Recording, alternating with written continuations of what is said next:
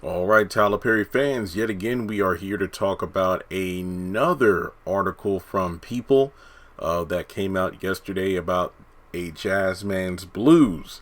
And as always, I'll leave a link to the article in the comment section below. This one actually caught my attention because of the headline. Tyler Perry on actors who turned down his highly anticipated new film. Too bad, so sad for them. Now, the first part of the article just talks about like the origins of the movie. What was it? Back in 1995, when he was broke and struggling to watch his very first play, he actually had the chance to sit with legendary playwright August Wilson. And from there, I was telling him that I had all these stories I wanted to tell, and he was very, very encouraging about me writing what I wanted to write. I went home that night and started writing a Jazzman's Blues. Okay, then the article talks about over the years, from 1995 to obviously 2020, 2022, Tyler has become a household name and an entertainment titan. And he's helped launch the careers of stars like Idris Elba, Tessa Thompson. Though he's reached success in so many ways, Perry is no stranger to facing fierce criticism from the movie reviewers. Years after branching out from his Medea comedies, the writer-director says some in Hollywood still question his abilities even when it came to this current film. Okay, now this is the part of the article I really want to focus on here. Unfortunately, with this film, I went to a bunch of up-and-coming young artists who were getting a lot of attention, and I asked them about doing the role. They read the script, they loved the script, but I think there was a reservation or hesitation about working with me in particular on this film because I guess they didn't know how it would turn out. He goes on to say, too bad, so sad for them. And despite people turning him down for this opportunity, the cast that includes actors Joshua Boone and Celia Pfeiffer surpassed his artistic vision. A lot of times these teams don't necessarily understand the power of my audience and what I bring. The people who are in a Jazzman's Blues made it exactly what it was supposed to be. It's better than I ever thought it would be, and it's always been very important to me to break new faces. And that has opened the door for me to be able to help so many people. And of course, from there, he talks about, how last year payroll 154 million, then he had the rap party, and it's about, giving back. It's presenting the opportunities, writing the checks to many people, men and women of color. It's moving to me. It motivates me. It keeps me grounded, keeps me going because I realized how many dreams have been tied up into mine. And I'm just saying, like a brother reviewing all these shows and movies, I wish I had a check that was cut in my name as well. But more to the point of this article, first of all, and I made this clear many times on the channel, I'm just a regular guy. I'm not an actor. I'm just a fan of this content. A fan who gives his honest opinion, his honest feedback, honest critiques. I've never heard from Tyler Perry. I've never spoken with Tyler Perry. I've never met Tyler Perry. I've never went to Tyler Perry Studios. Okay? So, I know that statement means absolutely nothing because, hell, even this morning, a couple of people hit me up. Yo, I wrote 20 screenplays and whatnot, and I want an opportunity. Hey, I ain't got no connections. And I'm pretty sure this article or this video going over this article probably isn't going to help me get any connections. But I would think that I understand, when it comes to Tyler Perry content, let's just say, like, for example, specifically the non-Medea Tyler Perry movies and whatnot. In the past 5 or so years, because what I did was I figured, wow, I mean, an up and coming artist who is, getting a little, a lot, according to Tyler Perry, he went to a bunch of up and coming artists who are getting a lot of attention, and he asked about, them doing roles in this film and the reservations. And I get it, because Tyler, with his audience and whatnot, gets a lot of numbers, gets a lot of, traction online. But I did something. I went to Wikipedia and IMDb, and I just looked at not TV shows. I wanted to limit myself to just movies. And I thought, okay, let me look at the last 5 to 6 Tyler Perry movies that have come out to just kind of think back in my mind to what was the general consensus or response from the public. Yeah, I mean, Tyler Perry has, for the most part, always been canned by the official film critics and whatnot in Hollywood. But when it comes to the Tyler Perry audience, what has each project, caused the public to express? Now, of course, the last 2 movies, A Madea Homecoming, A Fall from Grace, those were Netflix projects. And, in terms of films, you had Madea Family Funeral, Nobody's Fool, Acrimony, Boo 2, and Boo 1. That stretches back to, 2016. Medea's Tough Love doesn't count, if I remember correctly. That was a direct-to-DVD cartoon. And, 2014 Single Moms Club, yeah. Madea Christmas Temptation was 2013. Yeah, so basically, let's just stick with 2016. So, yeah, Boo 1 and 2, Nobody's Fool, Madea Family Funeral, and then the 2 Netflix films. Not gonna lie, I could see why people will be hesitant to work with Tyler Perry. Hear me out.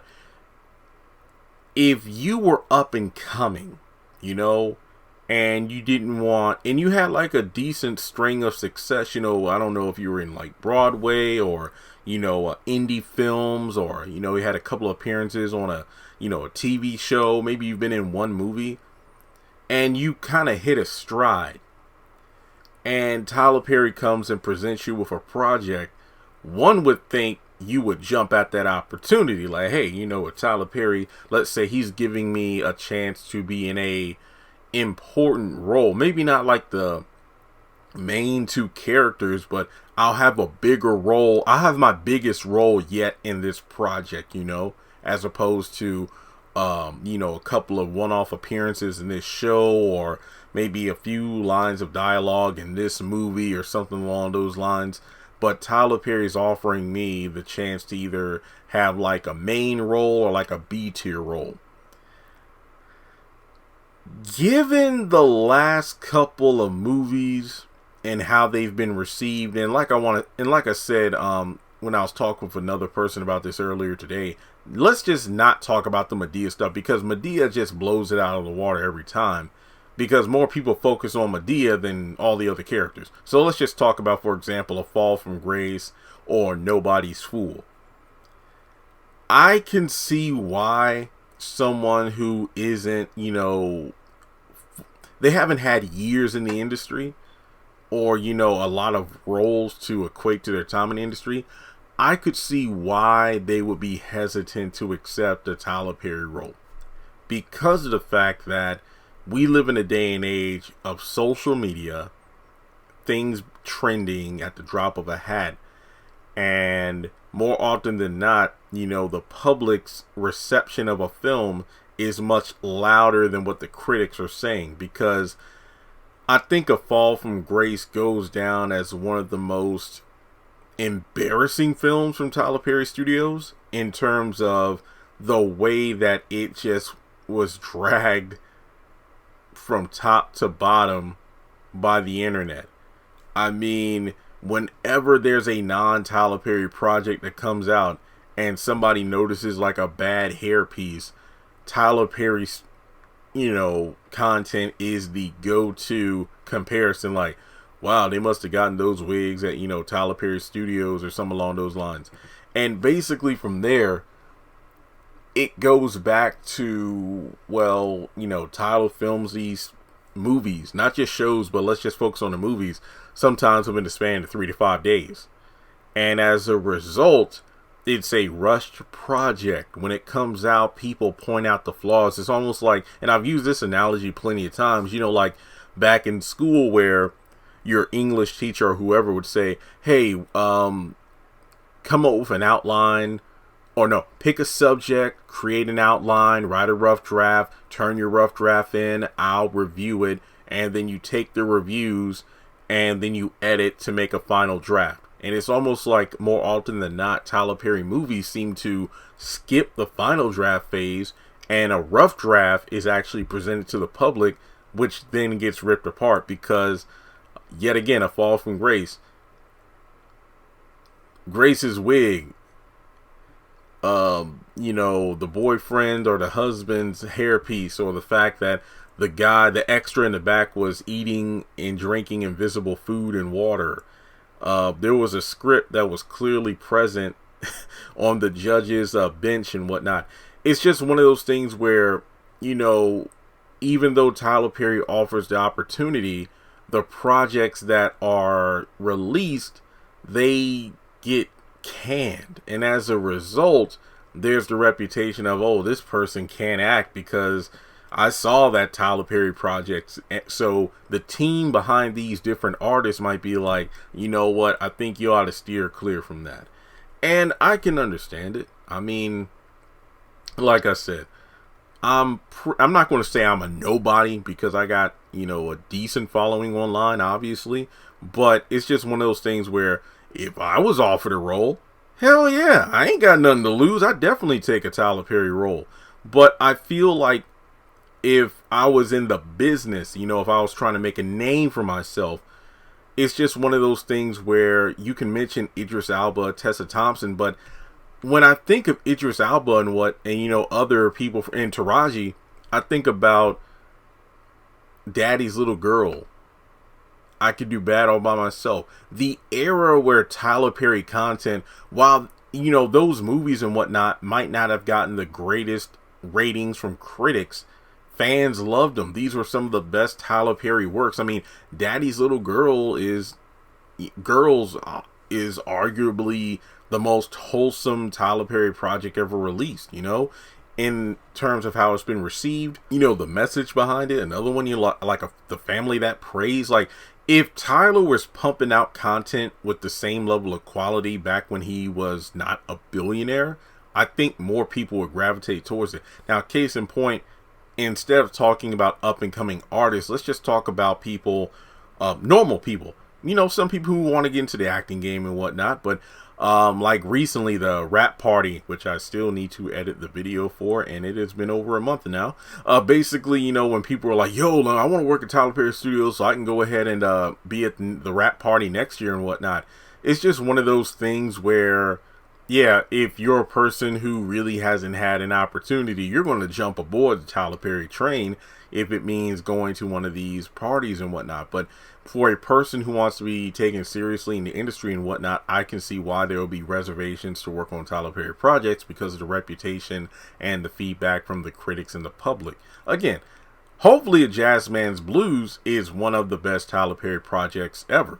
Something that comes out that hushes the naysayers, but to be completely honest, even people who are fans of Tyler Perry can admit that the last few projects in terms of movies have been a bit meh in terms of, yeah, we've seen better. And A Jazzman's Blues, I feel like, I want to think that being a 25 plus year baby of Tyler Perry's, he treated it with the right level of quality, time, care, and attention to really showcase the talent of everybody involved. I mean, as he said in the article, the people who winded up in the roles definitely, blew his artistic vision out of the water. They went above and beyond. So, yeah, for every, no you receive, you get closer to the yes, the right yes, for a particular opportunity. So, yeah, hopefully A Jazzman's Blues definitely gets the attention, positive attention that Tyler Perry movies hasn't really received in quite a while. Because like I said, and I'm not trying to be mean, I'm being honest, as a person who reviews this stuff, I see what's said on the internet. Most things that Tyler Perry puts out are considered a joke or a mockery, and that's why things are memed and dragged on the internet. But then again, yes, from the one hand, you look at the numbers in terms of the ratings, the box office, yada yada yada, who cares as long as I get the money. But in terms of the reputation of the actors involved, I could see why there's a reservation. That's why a number of times, you know, people have said, you know what, this actor on this Tyler Perry show or this Tyler Perry movie, I didn't think they could act, but then I saw them in this other show or movie and I'm like, that person acted their ass off. Yeah, that's what happens when you do more than one take, or, you know, things aren't rushed to film where you're doing 20 different scenes in the span of 8 hours. But again, I'm not a billionaire.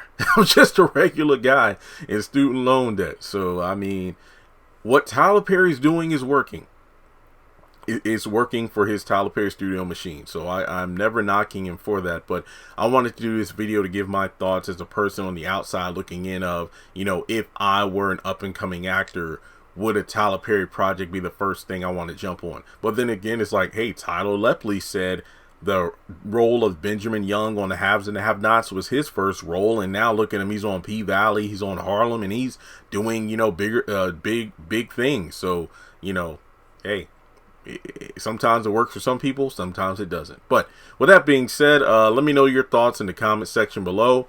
Yeah, that's pretty much it. So like and subscribe, hit the bell icon and select all. That way you don't miss out whenever I post content on the channel.